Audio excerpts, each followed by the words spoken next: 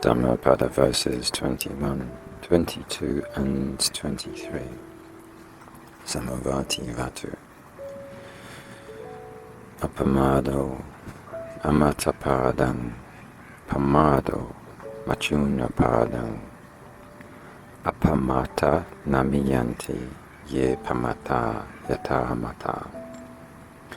Mindfulness is the way to the deathless. Unmindfulness is the way to death. Those who are mindful do not die. Those who are not mindful are as if already dead. Ewang visesato natva apamadam hi pandita apamade pamodanti ariyanang gochare rata.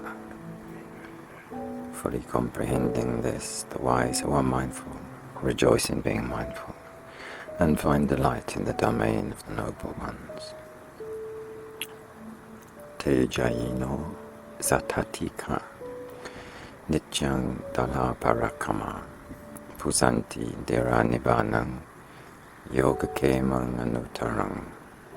The wise, constantly cultivating tranquility and insight development practice, being ever mindful and steadfastly striving, realize Nibbana.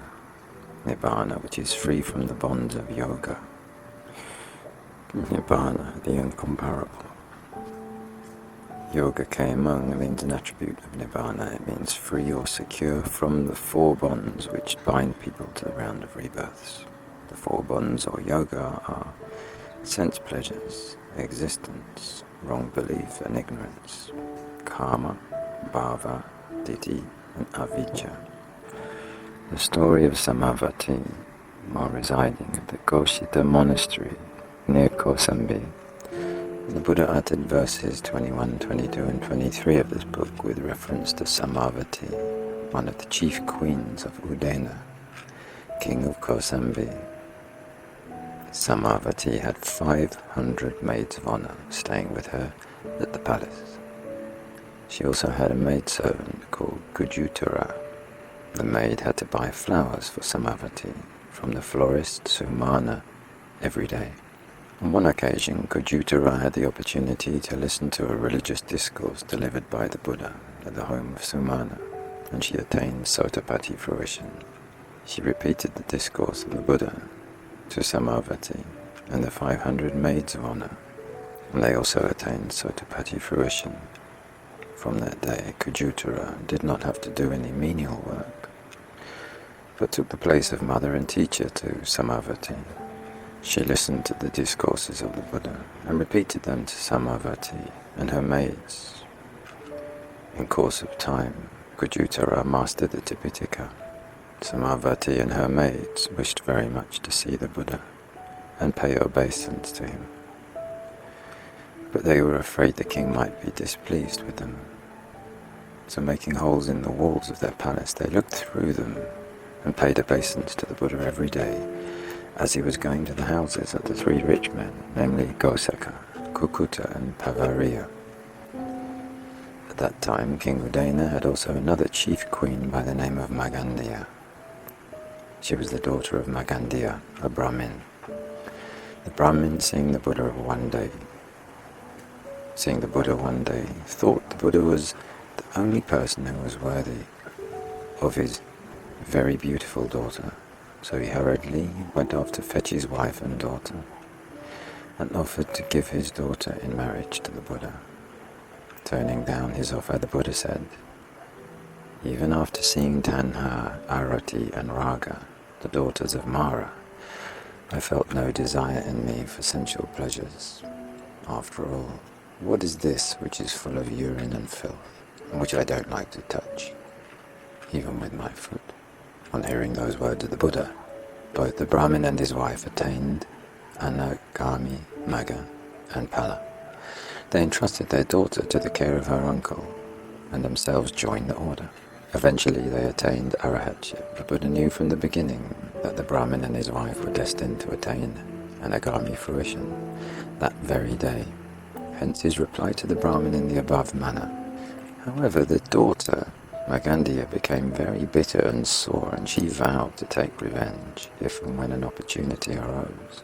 Later, her uncle presented Magandia to King Udena, and she became one of his chief queens. Magandia came to learn about the arrival of the Buddha in Kosambi, and about how Samavati and her maids paid obeisance to him through holes in the walls of their living quarters. So she planned to take her revenge on the Buddha, and to harm Samavati and her maids, who were ardent devotees of the Buddha. Magandia told the king that Samavati and her maids had made holes in the walls of their living quarters, and that they had outside contact and were disloyal to the king. King Udena saw the holes in the walls, but when the truth was told, he did not get angry. But Magandia kept on trying to make the king believe Samavati was not loyal to him and was trying to kill him. On one occasion, knowing that the king would be visiting Samavati within the next few days, and that he would be taking along his lute with him, Magandia inserted a snake into the lute and closed the hole with a bunch of flowers. Magandia followed King Udena to Samavati's quarters, after trying to stop him on the pretext that she had some presentiment and felt worried about his safety.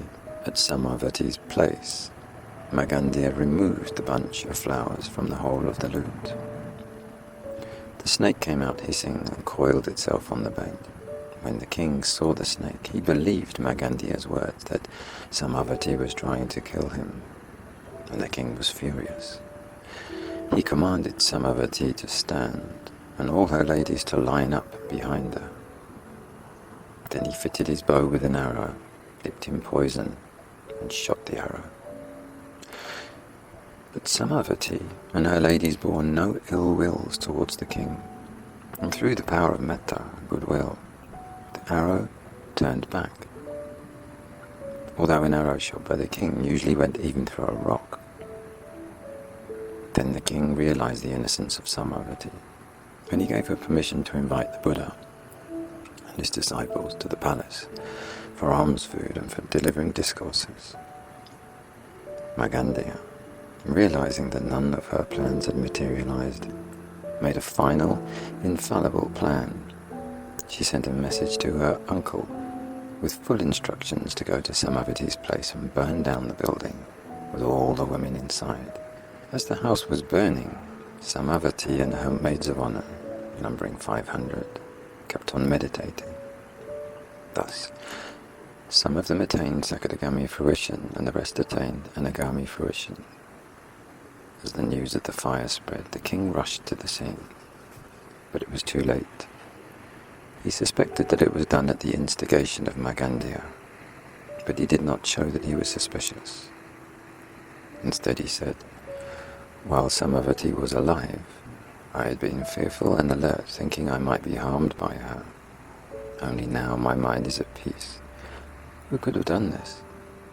It must have been done only by someone who loves me very dearly." Hearing this, Magandia promptly admitted that it was she who had instructed her uncle to do it, whereupon the king pretended to be very pleased with her and said that he would do her a great favor and honor all her relatives. So the relatives were sent for, and they came gladly. On arrival at the palace, all of them, including Magandia, were seized and burnt in the palace courtyard by the order of the king. When the Buddha was told about these two incidents, he said that those who are mindful do not die, but those who are negligent are as good as dead, even while living. And then the Buddha spoke in those verses as follows: Apamado amatapadang, pamado machunapadang, apamata namiyanti, ye pamata yataramata, ewang visesato natva apamadam hi pandita, apamade pamodanti, ariyanang gochare rata, tejaino satatika nityang dalaparakama, pusanti dira Nibbanang, yoga kemang anutarang. Mindfulness is the way to the deathless. Unmindfulness is the way to death. Those who are mindful do not die. Those who are mindful are as if already dead. Fully comprehending this, the wise or mindful rejoice in being mindful and find delight in the domain of the noble ones. The wise constantly cultivating tranquility and insight, being ever mindful and steadfastly striving, realize Nibbana. Nibbana which is free from the bonds of yoga. Nibbana, the incomparable.